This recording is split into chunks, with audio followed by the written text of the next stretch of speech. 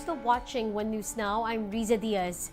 Coup leaders in Niger declared a new head of state days after ousting President Mohamed Bazoum.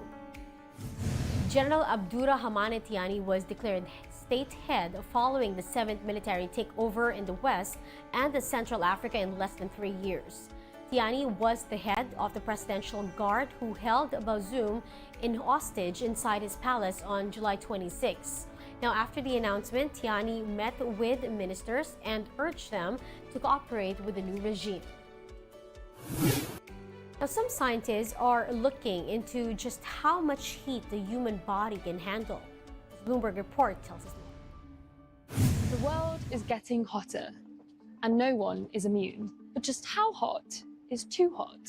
It's not as straightforward as reading off a standard thermometer. Instead, scientists often use something called wet bulb temperature. But how does this work? In hot climates, people have one key method to stay cool: sweat.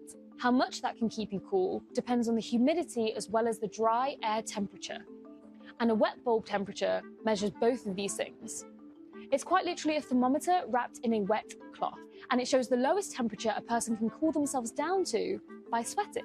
Many researchers say that the highest livable wet bulb temperature for humans is 35 degrees Celsius. Past that point, you stop being able to maintain your core body temperature. And if you can't cool down quick enough, your organs start to shut down.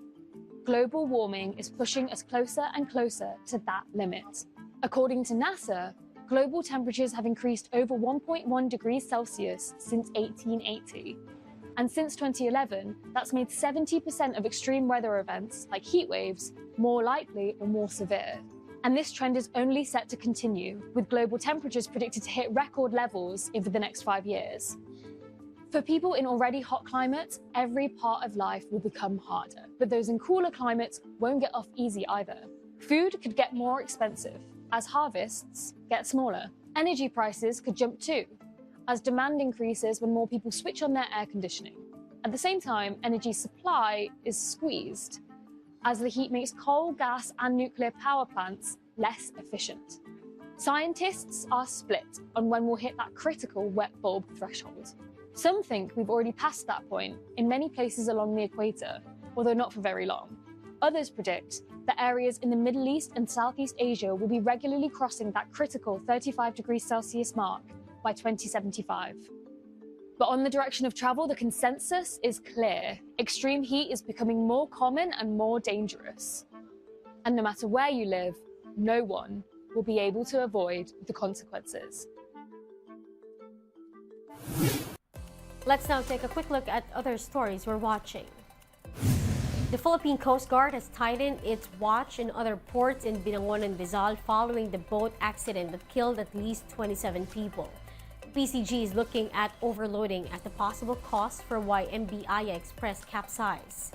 The Coast Guard says cases could be filed against the captain and the crew members of the motorboat.